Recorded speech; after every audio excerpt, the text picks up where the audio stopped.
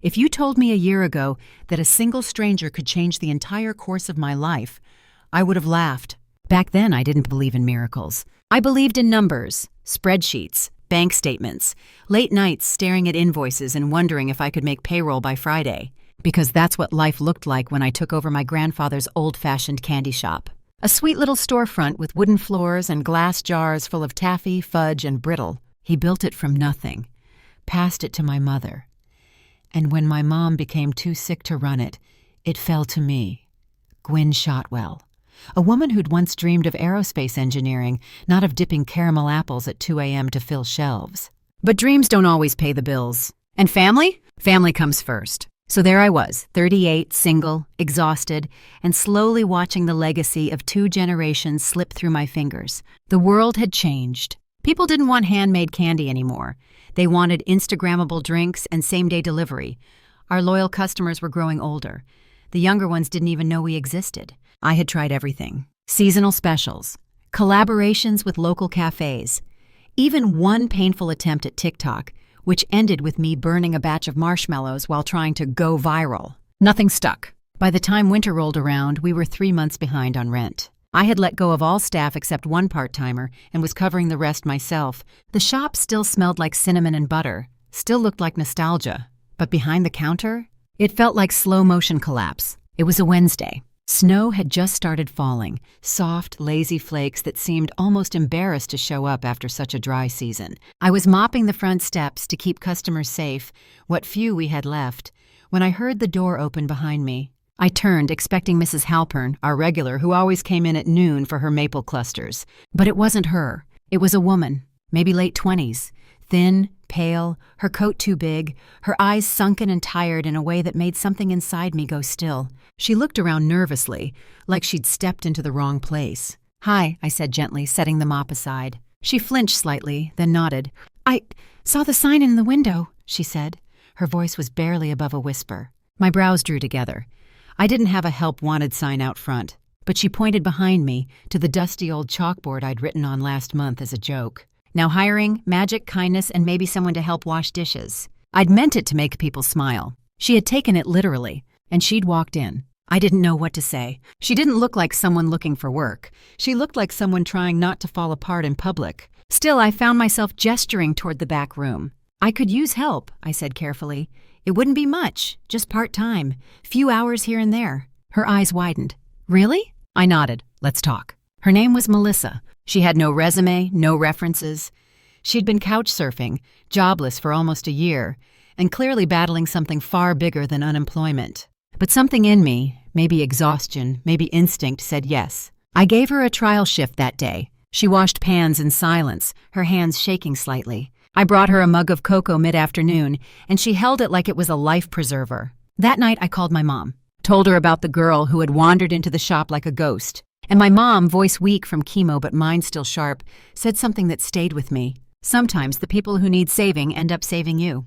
The next morning, Melissa showed up before I even unlocked the doors. She was wearing the same coat, same worn sneakers, but she had tied her hair back and looked me in the eyes. "I'm early," she said. "You're here," I replied. "That's more than enough." I showed her how to weigh chocolates, how to fold the wax paper just right. She was quiet, but careful, hands nimble, eyes focused. Over time, she started humming while she worked. Then one day, I caught her singing under her breath, an old holiday song we always played on repeat. I didn't say anything, just smiled. She never talked much about her past, but one night, while we were labeling jars, I asked gently, "What did you do before this?" She shrugged. Floated. Floated? Moved around, worked odd jobs, took care of someone who didn't care back. I didn't push, but I got the message. She had been broken, used, discarded. Now she was here in the candy shop hanging by a thread, being given the first real chance in years. And oddly, so was I. December came fast. Sales picked up, just a little. Enough to breathe. Melissa suggested wrapping fudge and ribbon for gifts, then started writing little notes on the paper bags. "You are sweet," or "Thank you for keeping us going." Customers noticed. Some even came back just to say thank you. One afternoon, a little boy handed me a crayon drawing. "It's your store," he said proudly, "and that's the lady who gives out stickers." Melissa blushed when I showed it to her. "I didn't think anyone noticed," she whispered. "They do," I said. "They really do. But just as things began to lift, the roof started leaking. One pipe burst. The display fridge gave out. The landlord called again. We were still behind. I remember sitting on the floor behind the counter one evening, head in my hands, whispering, "I can't do this anymore." Melissa sat down beside me. "I used to think I was disposable," she said softly. "Like if I disappeared, no one would notice." I looked at her, startled. "But you showed me I matter. You believed in me before I even knew how to show up." She paused. "So let me believe in you now," I cried then, right there on the linoleum floor, because it had been months, maybe years, since anyone had said they believed in me. And somehow after that we kept going, 1 week at a time. We posted a photo on social media, just the two of us behind the counter, holding a sign that said, "Still here, still sweet." It went semi-viral. People started coming in just to meet the ladies from the fudge photo. Melissa laughed more. I laughed more. And the shop? It stopped feeling like a burden, started feeling like hope. Melissa was full-time by January. Not officially. There wasn't a contract or a proper HR department. Just a silent agreement between two women trying to keep something beautiful alive. She came in early, stayed late, started rearranging the displays, wiping windows without being asked, making playlists for the background music.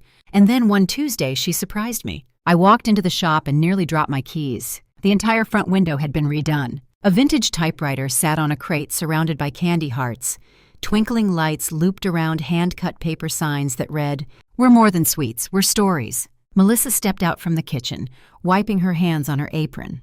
"I didn't ask," she said nervously. "I just had an idea." I walked up to the window, pressed my hand to the cool glass.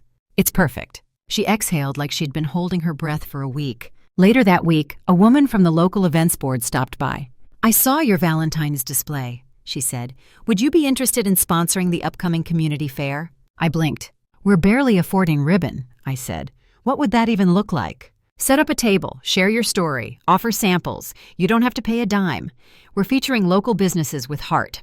Heart. That we had in spades. Melissa and I worked until 2 a.m. the night before the event. We packed up bags of toffee, boxes of chocolate bark, little cards with our logo, handwritten quotes on the back. She drew tiny hearts on every single one. "I haven't stayed up this late for something good in I don't even know how long," she said, laughing as she tied another bow. "I haven't either," I replied. We looked at each other for a moment too long, then looked away. But something had shifted. At the fair, our table was tucked between a florist and a candle maker. We wore matching aprons, smelled like cinnamon and sea salt. At first, people walked past us, but then a little girl tried our caramel popcorn. She screamed, "This is better than Disneyland!" Everyone turned to look, and from that moment, our table didn't have a single quiet minute. People took photos, asked if we shipped, wrote about us in local blogs. The mayor's wife even stopped by and asked, "Why haven't I heard of you before?" Melissa smiled shyly. We were the best-kept secret on Main Street. After that, business picked up. It wasn't magic. It was momentum. One article led to another. One customer brought 3 friends. We started getting custom orders, birthday boxes, wedding favors, even a bulk order from a small hotel that wanted to put toffees on pillows. And every time something good happened, Melissa would nudge me and say, "Told you we could do this." And I'd smile and whisper, "We're doing it." But it wasn't just the business that was changing. It was me. I was laughing again, sleeping better. My mom, though still in and out of treatments, noticed it too. "You sound lighter," she said over the phone one afternoon. I'm hopeful." "Is it the business?" It's her. There was a pause. "Melissa?" I nodded, even though she couldn't see me. "She reminds me of you," Mom said. "That quiet strength, that kindness that doesn't ask for anything in return." I didn't say anything, because my throat was suddenly tight. One evening in late March, we stayed behind to clean after a long day. It had rained all afternoon, and the sky was still weeping, gentle gray drops tapping against the window. Melissa was wiping down the counter when she said, "Can I ask you something personal?" "Sure." "Why did you give me a chance?" I paused. The mop in my hands felt suddenly heavier. "I think I saw myself in you," I admitted. "Back then, I was falling apart too. You just showed up first." She nodded slowly. Then, in a voice so soft I almost missed it, she said, "I used to be scared of kindness. Thought it was always a setup, a trap. But you were just kind, no strings." I looked at her. And in that moment, something clicked. Not pity, not gratitude, something else. Something warm, quiet, familiar. Spring came fast. Melissa convinced me to start a little blog for the shop. She posted stories, tiny interviews with customers, behind-the-scenes photos of us testing new recipes, even one video of me sneezing in a cloud of powdered sugar. "People want to know you, Gwynne," she said, "not just the candy." So I let her. And she was right. Orders started coming in from neighboring towns. Then one day, we got an email from a food magazine asking to feature us in their small shop spotlight. Melissa screamed. I cried. Then we both danced around the kitchen like idiots. Around this time, I started noticing something else. Melissa wasn't just healing. She was blooming. Her eyes sparkled more. Her laugh came easier. She started wearing colors, bright, happy shades of yellow and coral instead of muted grays and blacks. One morning, she walked in with a brand new haircut. Chin length, wavy, bold. I blinked. "Whoa, you look different?" She smiled. "No," I said, smiling back. "You look free." We were sitting outside on the bench during lunch break one day, sipping lemonade and watching the town slowly bustle again. She said, "I've been thinking." "About what?" "About staying for good, about going back to school, about living." I looked at her, really looked. "You are living," I said. She bit her lip. "Yeah, but now I want more." And I understood. Because for the first time in years, I wanted more too. That night, I went home and pulled out my old notebook. The one I'd packed away the day I gave up my dream job to take over the shop. Inside were pages of sketches, candy concepts, logos, even expansion plans. Back then, they felt like fantasy. Now, they felt like blueprints. I stayed up until 2 a.m., rereading, dreaming, and for the first time in a long time, I wasn't dreaming alone. April brought more than flowers. It brought a wholesale inquiry. A boutique grocery chain, small, regional, but beloved, had seen our story online and wanted to test a candy display in 5 of their stores. They offered to place an order for over 3,000 units. Salted caramel squares, fudge bites, peppermint bark. I remember holding the email with trembling hands. "Melissa," I whispered, you need to see this." She read it, blinked, then reread it. "Oh my God." I laughed, loud and messy. "Oh my God is right." We jumped, screamed, did a little victory spin in the kitchen. It felt like the universe had finally said, "Okay, you've earned this." But joy and fear, they're twins. That same night, I stared at our shelves and realized we weren't ready. We didn't have enough equipment. We didn't have packaging materials in bulk. We didn't even have a system to track orders. And our fridge, oh, that antique fridge, groaned like a dying animal every time we opened it. Melissa sat beside me on the back step as I stared at our tiny delivery van, mentally calculating how many trips it would take. "We can't do this," I said. She looked at me calmly. "Yes, we can." "Melissa, we've done more with less, and we've got help now." "From who?" She raised an eyebrow. "Me." The next 2 weeks were chaos. We set up temporary shelves, converted the old office into a production space, borrowed an extra fridge from a neighbor, asked the community for gently used supplies. People showed up. They brought measuring cups, mixing bowls, even an industrial heat lamp. "I've lived here 30 years, one woman said. "And your candy was the first smile I had after my husband passed. This is the least I can do." Melissa cried when she left. I just nodded, too moved to speak. We worked 14-hour days, burned through 3 mixers. Melissa scalded her wrist on a tray of toffee. I wrapped it in aloe and kissed the bandage without thinking. She didn't flinch, didn't pull away, just looked at me, eyes wide, then said softly, "You just did that." I smiled. "I know." We made the deadline. Every box sealed, every bag labeled. When we handed off the order to the delivery truck, we stood side by side on the curb, hands sticky, hair messy, hearts full. Melissa turned to me. "This feels real now." "It is real." "No, I mean, I'm real, again."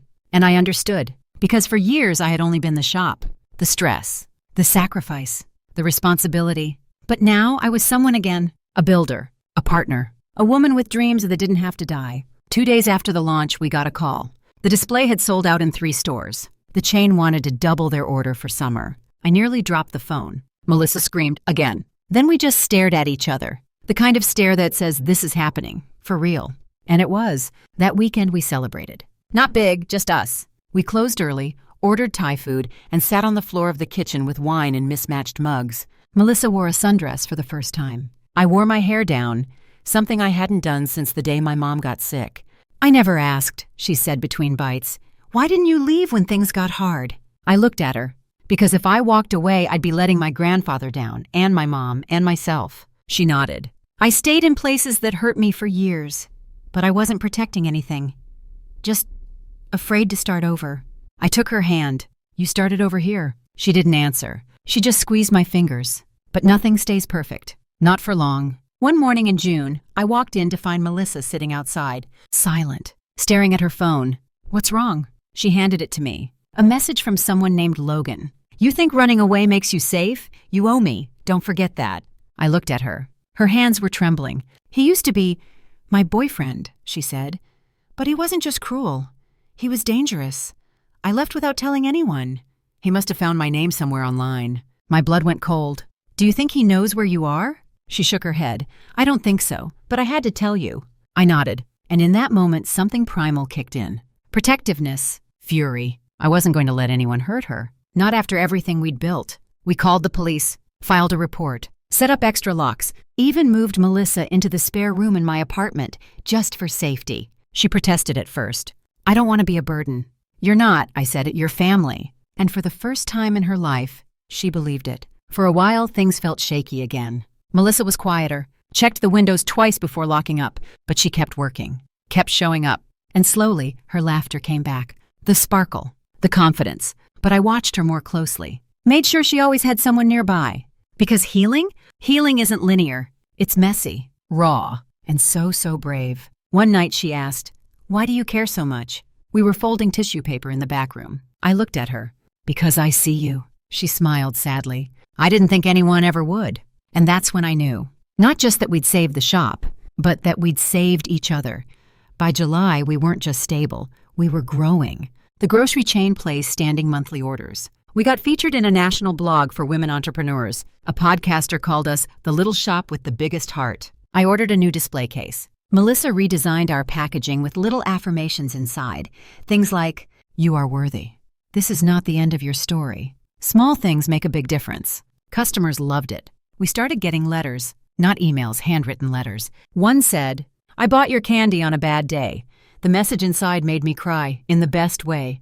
Thank you for reminding me I matter." I framed that letter, hung it behind the counter, because it reminded me that healing isn't just something you feel. Sometimes healing is something you offer, wrapped in wax paper, tied with string. Melissa started speaking at local events. Nothing fancy, just little talks at shelters or youth programs. She'd tell her story softly, bravely, about how one act of kindness changed everything. She always ended the same way.